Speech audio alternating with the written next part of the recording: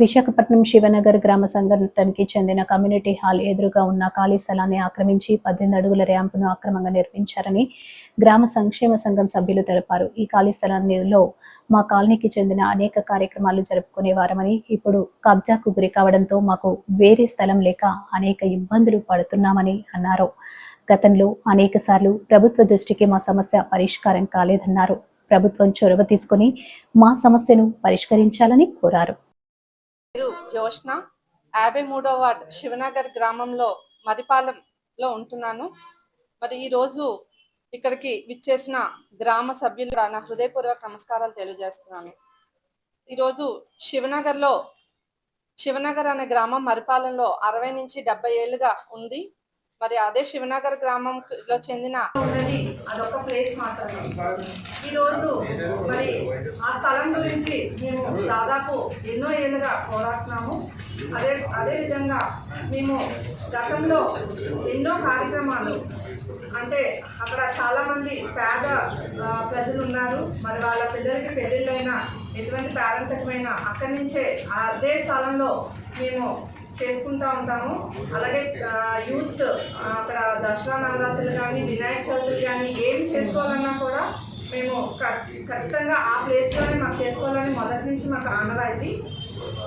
ఆ ప్లేస్కి మాకు ఆనుకొని ఒక సత్యనారాయణ అనే వ్యక్తి ఆ ప్లేస్ గతంలో ఎప్పుడో ఒక భూములు కట్టిన ఆయన ఉండేవారు, సాయిలు ఉండేవారు.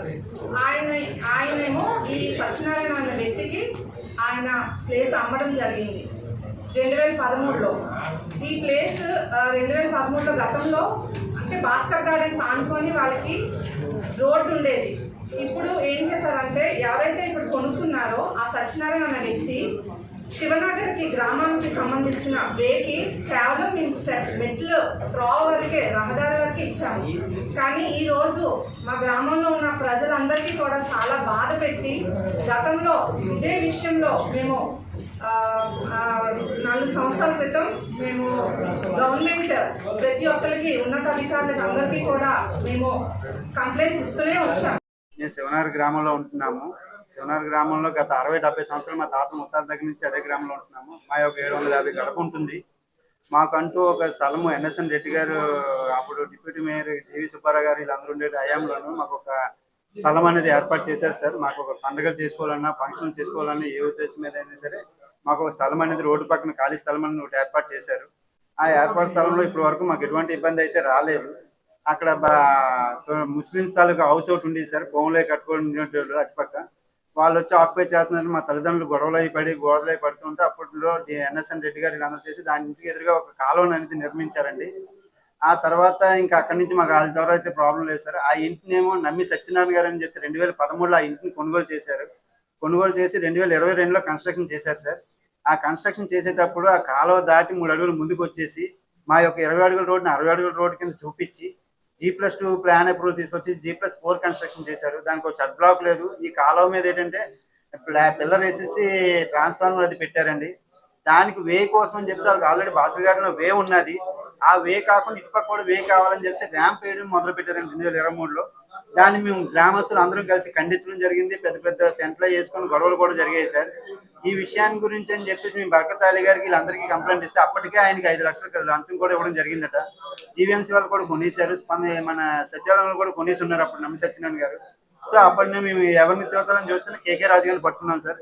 ఆయన ఆధ్వర్యంలో కేకే రాజు గారు తీసుకొచ్చి మొత్తం అందరి మధ్యలోనే నిలబెట్టి మీరు ఎవరెవరికి పట్టాలు ఇచ్చారో వాళ్ళందరూ పట్టుకున్నాను, మేము గ్రామస్తుల తరఫున ఉంటామని చెప్పి మాకు వాగ్దానం చేసి జీవీఎంసీ కూడా కంప్లైంట్ ఇచ్చి ఇమీడియట్లీ అదంతా మొత్తం అంతా కాలువ అవతల కన్స్ట్రక్షన్ అంతా జీవీఎంసీ వాళ్ళ చేతి ఎరగొట్టించారండి. ఆ తర్వాత కొన్ని రోజుల తర్వాత మళ్ళీ కన్స్ట్రక్షన్ చేసి మధ్యరాత్రిలో కాంక్రీట్లు అవి వేస్తే ఆ గొడవలు పెట్టి మన ఎయిర్పోర్ట్ స్టేషన్ కంప్లైంట్ కూడా ఇవ్వడం జరిగిందండి. అదేమో మన ఎంఆర్ఓ మేడం గారు ఏమో ఖండించి ఆయనకి స్ట్రిక్ట్ గా వార్నింగ్ ఇచ్చి మీకు ఇటుపక్క వేయలేదు, మీరు అటుపక్కే వాడుకోవాలి, వీళ్ళు గ్రామస్తులు ఏ పండుగలు చేసుకుని పబ్బాలు చేసుకున్నా పర్మిషన్ తీసుకుని ఇక్కడ ఫంక్షన్ చేసుకోండి అని చెప్పారు. అక్కడితో క్లోజ్ అయిపోయింది సార్. మళ్ళీ మొన్న 2025 ఫిబ్రవరి 23న అర్ధరాత్రి 1:30కి 30-40 మంది లేబర్ని తీసుకొచ్చి పెద్ద ర్యాంప్ 30 అడుగులు 18 అడుగులు ర్యాంప్ వేసారు సార్. ఆ ర్యాంప్ని మేము ఇంకా ఆయనతో పోరాడలేక జీవీఎంసీ కంప్లైంట్ ఇచ్చాము, స్పందనలో 3 సార్లు కంప్లైంట్ ఇచ్చాము, మా సచివాలయంలో కంప్లైంట్ ఇచ్చాము. వాళ్ళు కంప్లైంట్ ఇస్తేనేమో వాళ్ళు ఒకటే మాట చెప్తున్నారు, అక్కడ ర్యాంప్ దగ్గరికి వెళ్ళామంటే అక్కడ మీ ఏరియా కార్పొరేటర్ బర్కత్ అలీ గారు, మన జీవీఎంసీ డిప్యూటీ మేయర్ గారు శ్రీధర్ గారు అడ్డుతున్నారండి. మేము అదైతే ఏమీ చేయలేము. అయినా